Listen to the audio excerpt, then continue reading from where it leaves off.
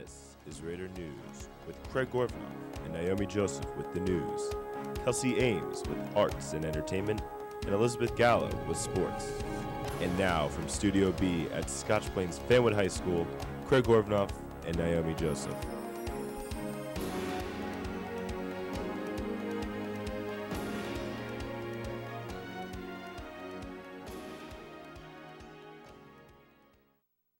Hello and welcome to the January edition of Raiders News. Hope you had a happy new year. I'm Craig Gorbanoff. And I'm Naomi Joseph. This month on Raider News, we are introducing a new feature called Outstanding Support Staff. Our first staff member to receive this honor is Julio Vasquez, who is being recognized for his essential role in our Copy and Duplication Center. Teachers and students alike wonder at his efficiency in handling copy requests and his consistently pleasant attitude while assisting others. Now let's go to Tom Lyons, who caught up with Julio in the copy room. Hello, I'm Tom Lyons here with Support Staff Member of the Month, Julio. Julio, how many copies are usually made on average a day? Probably, we go by requests. I probably get like 60 to 70 requests per day. Depends on request forms and emails that I get every day. Basically, I do every, not just for the high school, I do for the whole district. Kindergarten, elementary, and the Board of Education. Didn't know that. Now, how much paper, as you can see, we have a bunch of paper over here. How much paper do you think goes through, like, on average, like, just the amount of, like, reams? Amounts of reams is like, in one case, we get 10 reams. We use probably like four cases a day, so you're talking about 40 reams. That's a lot of reams. Easily, the school would not function without you. I want to thank you again, and congratulations on your Support Staff Member of the Month. No problem. I feel so great to be part of the education of you guys, and I'm here just to help you guys for anything you guys need. Thank you. Last month, members of JSA attended their annual convention, Fall State. At Fall State, JSA students, comprised from states all over the Mid-Atlantic region, came to join each other for debate. At Fall State, the best speakers win gavels, and SPF's own Eli Ben Michael won one. Let's go on location to Jackie Isola, who caught up with the best speaker. He recently returned from JSA Fall State Conference, where he was the winner of the Best Speaker Award. Eli, can you please tell us what the venue at Fall State was like? Well, we all go to a hotel in Parsippany, and there's about, I think, 500 kids there, and we all kind of go to different debates and either sit in or sometimes participate, and it's just a lot of fun. Awesome. Now, how many people from our chapter were there? I think it was 13 people came. Okay, and on what topic did you win your Best Speaker Award? Is preserving states' rights more important than implementing an effective national policy? Okay, awesome. Congratulations. Thank you. Good luck at your upcoming conferences. Now back to the studio. A popular class taken by students at the high school, Living with Children, has had an impact on recent changes in the library. In an effort to make the children feel more comfortable and to introduce them to the library system, a new section of children's books has been implemented in the library. Let's go on location to find out more. Hi, this is Christy Least. I'm on location in the library with Mrs. Ackerbloom. Can you tell us a little bit about the new Living with Children book section? Yes, we have put in a small collection of children's books for the Living with Children classes so that they can come here to the library. Where do the books come from? The books have been donated to Mrs. Zanerovitz for the Living with Children class. And what time do the children come? They don't come on a fixed schedule, so they'll come throughout the year when it's convenient for classes, when they can plan it, and they'll come and they'll have a small story hour, and well, they won't have the whole hour, but they'll have a story read to them, and then they'll take the books. Okay. And why do you think it's important to have a book section for children? Oh, I think it's very important. Since the children come here to school, they love to read, they love to be read to, and I think we need to promote that. If they'll come to the library when they are very young, they will continue to come when they get older. That's great. Now back to the studio. Raiders News would like to recognize the work for our chapter, Students Concerned for the Needy, for its busiest month. They had a total of 4 big events that included a Christmas food drive, Project Angel Tree, where you could sponsor a child for Christmas, a toy coat drive, and a Salvation Army belt ringing. I'm sure as a club you made the holiday season better for so many. In the state of New Jersey, a new bill has been proposed that will alter the rules and regulations for teen driving. If the bill passes, in order for teens to get their licenses, they will have to practice driving for up to 100 hours instead of the current 6 hours that's required. The teens, along with their parents, would be required to take a teen driving orientation course as well. This is just one part of the state's plan for safer driving that accompanies the decal provision that followed Kylie's Law. On December 14th, JSA hosted an SPFHS favorite fundraiser, its Super Smash Bros. Brawl tournament. It had great turnout, and in the finals, it was David Pack versus Peniotis Demopoulos. But in the end, Peniotis won.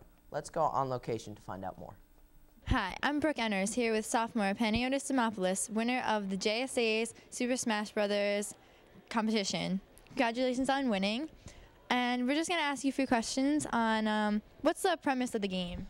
The premise of the game is basically a whole bunch of Nintendo characters come together and they just fight each other. Oh, interesting. So what character did you play? I played Pikachu. Oh, very nice. And who are some other top competitors in the game? David Pack was pretty good. Hansel Romero, he's a sophomore. I think David's a senior. Russell Davis came pretty close to beating me. He's a senior as well. Oh, very good to be a sophomore and win then. Yeah, exactly. Well, congratulations again. Now back to the studio. Early last month, on December 7th, Student Government Association hosted their annual blood drive. The event was held in the old gym during the day and one of their most successful years yet. Let's go on location with Stephen Garber and Jackie Isola to find out more. Hi, I'm Jackie Isola, here on location with senior Evan Labransky. He just recently donated blood. Evan, is this your first time donating blood? Yes, it is my first time. Now, how was the whole experience for you? It was a great experience. It only took about an hour. It was painless and wasn't that bad. How do you feel knowing you could have just saved a life? It makes me feel great knowing that I could save many people's lives. I mean, I want to do whatever I can to help anybody who needs help. Thanks, Evan. That's great. Stephen Garber on location with junior Tyler Hack. Tyler, you donated blood today. How did that go? It went pretty well. I feel good because I did a good thing. I'm saving a life. And how did the whole donating blood process feel? At first, the pinch of the needle hurt, but then sucked it up, and it felt pretty great. Stephen Garber on location here with Liz Gallo and Allie Grimm, two members of SGA. So, Allie, what's going on today? SGA is hosting a blood drive through the New Jersey Blood Services. And how's it going so far? It's going really well, better than expected. We have a lot of turnouts and a lot of walk-ins. So. Can you explain just a little bit about what the process is? Yeah, well, if you're under the age of 16, you need to have a consent form, but during lunch, we had people sign up if you're 17 and older, and they're coming and they're just donating their blood and they're saving lives. Great, now back to the studio. New Jersey just recently became the first state to require juveniles to wear helmets while skiing or snowboarding, prompting retailers and ski resorts to stock up in anticipation. Parents or guardians of juvenile riders who fail to wear helmets would face a $25 fine for first offense and $100 for any subsequent violations. And now let's go to Construction Update with Dylan Brzezinski.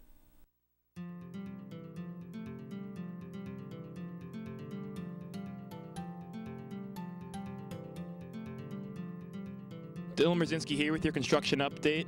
I'm here with the mural behind the football field. It was painted by 2011 graduate Anya Frolova.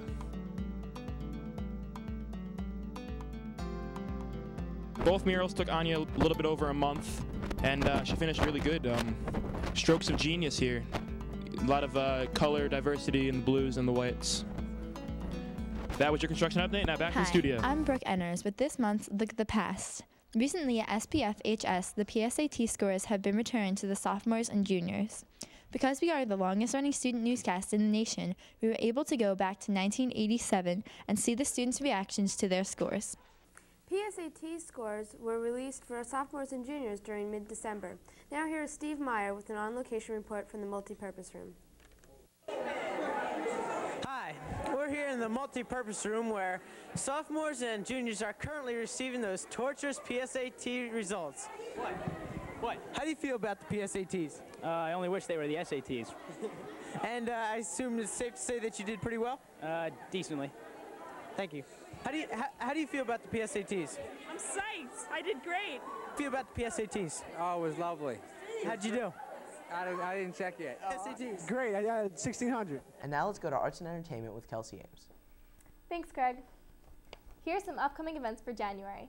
On Wednesday, January 4th, the 8th grade Parents' Nights will take place, and on January 9th, the PTA Executive Board meeting will be held at 7:30 in the Upstairs Media Center.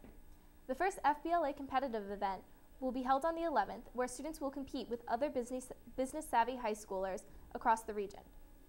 January 13th, school will be closed for Staff Professional Day and also be closed for Martin Luther King Day on Monday the 16th. A prom fashion show will display some of the season's best wardrobe on January 19th, and the quarter dip will take place on the 20th. All students are encouraged to attend both events. January 25th will be the date for the high school Pops concert, and it will be held at 7:30 in the auditorium. During the school day on January 27th, Relay for Life will have its kickoff, and open mic night will take place during the evening.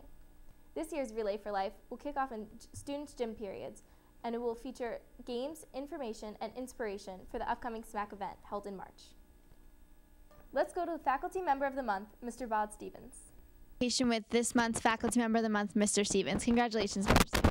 Thank you very much. I feel honored to be in the company of the other teachers who have won this year. Thank you. You're welcome. So what are some of the classes that you teach here at the high school? I teach primarily freshmen and sophomores. I teach freshmen, 3 classes of freshmen, academic, and 2 sophomore classes. I've been teaching them for 20 years. So what's going on this holiday season? I think it's your busiest month. SCN is very active. I have to give a lot of kudos to the officers and the members themselves. They really do all the work. I just kind of help direct in the background. This is our busiest month. We are doing, I guess, 5 different projects. We've completed the Salvation Army bell ringing. We had 34 students volunteer to cover 4 different doors at 2 different stores in Watchung, at Walmart and at Sears. All day long out in the cold ringing a bell, so that was kind of fun for them. We also are in the process of doing our annual Project Angel Tree. We've sponsored 110 children. Some of the gifts back behind me are some things that are coming in, but that means that a student or faculty member or an entire class sponsored child gets all their Christmas gifts. Otherwise, they wouldn't be getting any. We're also doing our annual food drive. This is the 20th year we've been doing our food drive. SCN started 20 years ago. That was one of our first projects. And it's a competition between homerooms. We're hoping that every student will bring in at least 3 items is our goal, which would give us about 4,500 items to donate to local food pantries. We had a group of students, actually 3 groups, that did Tiny Tim caroling. They went door to door for about 3-4 hours about a week ago, and they Christmas caroled and got donations through canvassing to help sponsor the Tiny Tim Fund, which helps actually pay the medical expenses for children who can't really meet those expenses because of their parents' financial hardship here in Scotch Plains and Fanwood. What are some of the things that you do outside of school, like some of your hobbies away from Scotch Plains Fanwood? I invest a lot of time in my family. I have 5 children, ages 16 down through 7, so they take up a lot of my time. Love being involved with them, and they're involved in 5 different activities because they have 5 different interests, so I do spend a lot of time with them. That's really great. Now let's meet January's Student of the Month, Brian Burns. Hi, I'm Natalie Smith, and I'm here as Student of the Month, Brian Burns. So Brian, tell me a little bit about your high school career and what you're doing in our community. Well, I'm in the marching band. I'm in a bunch of choirs. I'm a writer for the Fanscotian, an editor, and the integrity editor, assistant integrity editor. But and I've been in the play for 2 years, and I'm going to be in the play this year, so that's really cool. So you're in the marching band? Yeah, I'm baritone horn. I'm actually the president of the marching band, so that's pretty cool. That was elected thing, but yeah. Do you want to continue music in college? I don't know, but I definitely want to do something creative in college. I definitely want to explore my creativity, not necessarily something, science or math, but just so. So what do you recommend for the next Student of the Month? I would recommend to just get involved and do what you love, and that's what's made my high school career so great, is that I just do what I want to do, what I enjoy, and I've had an incredible experience because of this. I've almost lived my dream in high school. Now let's go to Matt Kempner and Dan Lynch for January's segment of Music Critics. Hi, this is Dan Lynch. And this is Matt Kempner. And this is the 2011 end of the year wrap-up Music Critics, where me and Matt will be going over our 2 favorite albums from 2011. I'm going to start off with one of my favorite albums from 2011, Tyler, the Creator's Goblin. It was a great album. It brought so much energy into my soul, and I loved it. Matt, what was one of your favorites? One of my favorite albums of the year was James Blake's self-titled album, James Blake. It was a new sound no one's ever really heard before. This British artist, James Blake. I like it a lot, you know.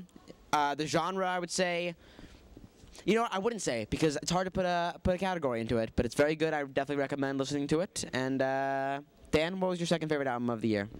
I would have to go with Domo Genesis, Under the Influence. He's a member from Odd Future. This is his first solo album. It was really soulful. The raps, the lyrics were great, and not better than Tyler's Goblin, but it's definitely up there. And Matt? I'm going to finish it off and say that my second favorite album of the year had to be the new album by Real Estate. They're an alternative rock band, and they're a really great band. I definitely recommend listening to them, and all their songs have a different kind of vibe and different kind of feel than anything you've heard before. And people seem to like it a lot. It got a lot of good reviews from such websites as like Pitchfork and iTunes. It was on the charts, you know. It did very well. So I'm going to say this was a great year for music. I had ups and downs. You know, we lost some great singers. We lost Amy Winehouse, but it was a great year. Dan, what's your final closing remarks on 2011 music? 2011 music, final remark. Yeah. It was awesome, and 2012 is going to be amazing. So I hope you enjoyed the last Music Critics of 2011. It was so good, it felt like heaven. Dan? I'm in the business of music critics. That's it. Back to the studio, yo. Now let's go to Fashion and Fads with Natalie Smith and Jackie Isola. Hi, I'm Jackie Isola. And I'm Natalie Smith. And this is your month's edition of Winter Fashion and Fads. Here comes freshmen Alyssa and Danny. Alyssa's wearing a floral top into crop top with leggings and Uggs. Danny is wearing a red and black jersey with sweats and Nike shoes. Next down the runway is sophomores Olivia and Clayton. Olivia's wearing a printed tee with jeans and moccasin boots. Clayton is wearing a teal t-shirt, a black zip-up New Balance sweatshirt, jeans, and Nike sneakers. Next down the runway is juniors Jenna and Trevor. Jenna is wearing a nice cardigan, 3/4 length sleeves, jeans, a belt, and combat boots. Trevor is wearing a red and dark blue Nike pullover with jeans and Adidas sneakers. Finally down the runway is seniors Ashanti and Johnny. Ashanti is wearing a black V-neck, a gold necklace and gold bracelet, and riding boots. Johnny is wearing a periwinkle and white striped thermal, gray jeans, and Vans. So this has been your monthly edition of Fashion and Fads. Now back to the studio. And now let's go to sports with Elizabeth Gallo. The 2011 winter sports season is well underway. Each team has been striving for successful seasons. Let's go on location with Taylor Ciboleo, who caught up with a member of the boys basketball team. Hi, I'm on location with senior basketball player Tyree Singletary and junior basketball player Xavier Brooks. As the season opened at GL, what happened? We came out flat. We just couldn't make any shots. Like, we was taking good shots, but they just weren't falling. And as I understand, you played Neptune on Saturday. How did that go? We did pretty good. Lost by 5, but we could have played better. And what are your improvements for the next game? We just need to play harder and make all our shots, really, because we're a good team. We just haven't been making any shots. And when is your next game? Tomorrow versus Summit. What are your expectations for Summit? Definitely a victory, because Summit isn't that much. They aren't better than us, so I don't know how much we're gonna win by, but it should be enough. Thank you very much. Now back to the studio. Natalie Smith went on location with a member of the girls basketball team to see how they're doing so far this season. Hi, I'm Natalie Smith, and I'm here with 2 varsity basketball players, Ashley Martinez and Destiny Edwards. So tell me how your season's going so far. Our first couple of scrimmages went really well. We won 2 quarters out of the 4 with Bishop R, who's a very competitive team, and Coach Ryan played everyone to see what she was working with, and it was really good. So Bishop R is your most competitive team, or is it Westfield? Well, we only scrimmage Bishop R because they're a private school and we're not allowed to, we don't play them in our, season, so we just scrimmage with them. So Westfield is our... Westfield, Governor Livingston, probably our top competitors this year. So are you excited for the next game? Yes, our next game is against Westfield, and we're pretty pumped because it's home. So we're going to try to beat them and beat our rivals. Do a lot of people come to the games? Yes, a lot of people come. Mostly Tom Lyons brings a lot of crowd, and the Raider Nation group, and they cheer for us and get everyone pumped and the helps us on the parents- court. And the parents Yes. get pretty pumped themselves. That's good. Thank you, and back to the studio. The Raider boys ice hockey team are excited for the 2011-2012 season. Stephen Garber caught up with some of the members of the team. I'm here on location with hockey captain Kevin Lewis. So Kevin, how has the season been? It's been pretty good. We're 2-3 now, looking to pull out 2 more wins this week. So I heard after a shaky start, you guys had a big weekend. Can you tell me a little bit about what happened? We came out last week and we lost to Melbourne, and this weekend we kind of pulled it together and knew we had to pull out a win because we were a better team than them, and the work ethic just wasn't there, so we pulled it out and won. And then Dayton last night was, it wasn't really that much. It was a pretty easy win. And what do we have to look forward to in the near future? We got Melbourne on Tuesday and Wednesday against Governor Livingston. All right, back to the studio. Returning co-captains Mike Steinfeld and Sean Cannon hope to lead the boys varsity wrestling team to a winning season. Let's go on location with Ahmed Shinawi, who caught up with some of the team. I'm on location with senior captain Sean Cannon. So Sean, what are your goals for this year's season? Well, since last year we didn't really have a good team. We plan on at least getting over a 500 record and qualifying for state sectionals. All right, well, good luck with that. And how many wins do you have so far? Currently we are 2-0. Hopefully we will be 4-0 at the end of the week. We're versing Elizabeth and Piscataway, 2 tough teams. Very tough teams. How's your squad looking this year? We got a tough team. You know, we're busting our behinds in the room. So Sean, who are your key wrestlers this year? Well, we have 3 freshmen coming up who are pretty tough. 2 new varsity wrestlers, and everybody else is experienced, so we got a pretty tough team. Good, good. And who are your co-captains? It is me, Anthony Tafaro, and Mike Steinfeld. All 3 of us are captains. All right, well, good luck with the season. Now back to the studio. The winter track team is looking for another successful season. Let's go on location with Maddie Dollywall, who caught up with a member of the team. Hi, I'm Maddie Dollywall, here on location with Erin Pierce, a senior member of the girls' winter track team. So, Erin, can you tell me when the winter track season began? It began the first weekend after Thanksgiving break, and we've been having practices since then. Okay, and how's the season going so far? It's going really good. We're just rounding into shape and getting ready for our competitive meet schedule. So what events do you compete in? I primarily run the 800 and the 1600, and sometimes the 3200 and sometimes 400. Have you had any meets yet? No, our first meet is this Saturday at Drew University. All right, great. Good luck. Back to the studio.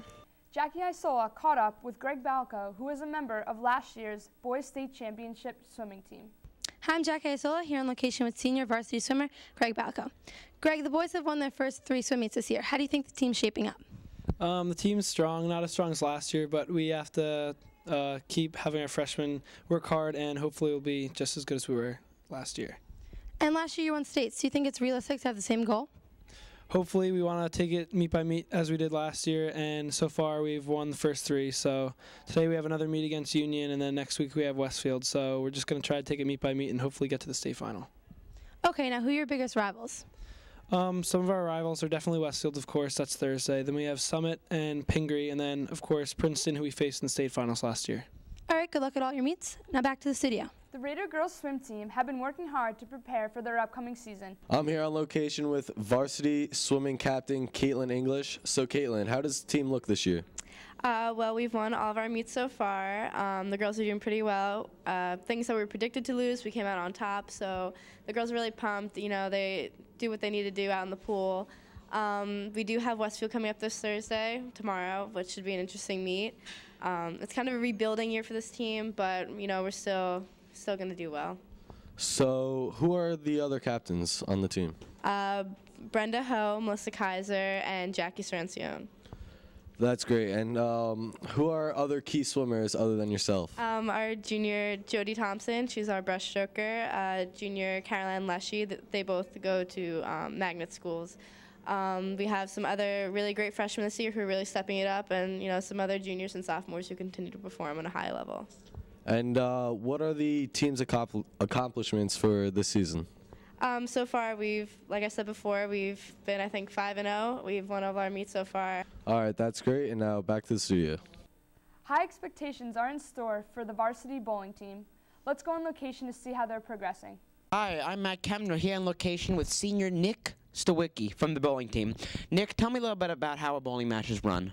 Well, pretty much a bowling match consists of 3 games between 2 different teams, 5 members of a team, and if your team of 5 has the higher score of after the game, you get 2 points, and if you have the highest total points at the end, you get an extra point. So basically, you could win 7 points per match for bowling.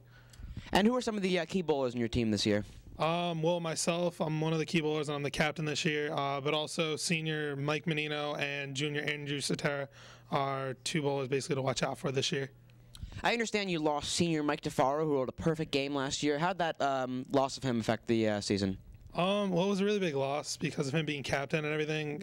He was like a great motivation for the team, and he kind of kept the team spirits high. So it's a big set of shoes to follow in. A big set of bowling shoes, if you will. Now, Nick, how are you doing this season? What's your statistics? I'm doing pretty good. I'm averaging about 215 this year. I'm second in the conference and one of the top 10 in the state right now. That's great. Congratulations. That's awesome to hear.